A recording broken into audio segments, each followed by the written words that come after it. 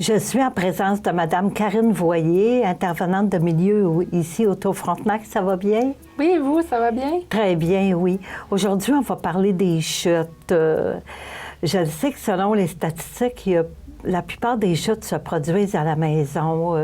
Est-ce que vous pouvez nous en parler? Effectivement, 70 des chutes se déroulent à la maison, contrairement à 4 lors d'activités physiques. Donc, le milieu résidentiel est beaucoup plus à risque encore qu'une chute sur la glace dehors. Donc, les gens ont plus tendance à se blesser malheureusement chez eux. Puis, quelles sont les conséquences sur la santé? Il y a plusieurs impacts. Il y a l'impact physique, en fait, qui consiste aux blessures, fractures de hanches, fractures bras ou jambes. Il peut y avoir d'autres conséquences aussi, comme commotion cérébrale, etc. Mais il y a des conséquences psychologiques également. La personne peut avoir peur par la suite de remarcher, peut avoir peur de retomber, elle se sent plus à l'aise, elle ne s'approprie plus son logement nécessairement, elle est vraiment craintive. Donc, il peut y avoir des impacts là, physiques et psychologiques. Pour les chutes, comment on peut les prévenir à la maison? En fait, c'est assez simple.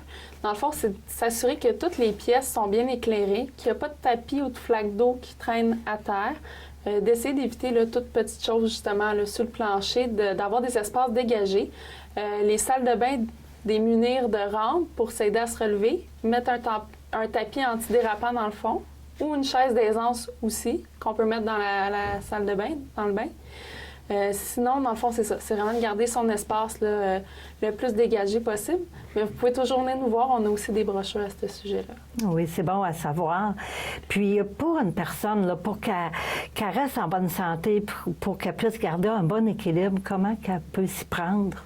En fait, c'est faire de l'exercice. C'est surtout ça.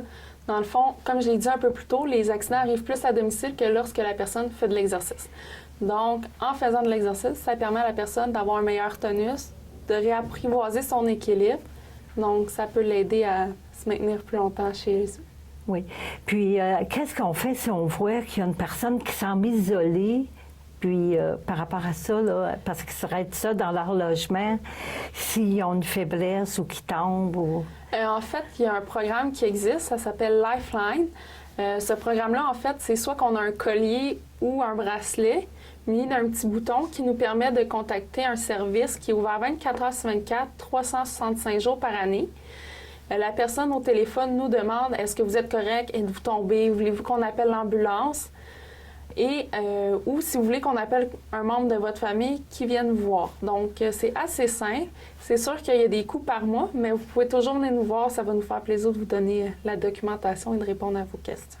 Merci beaucoup d'être venu à mon entrevue. Bonne journée, ça fait plaisir. Puis soyez prudents.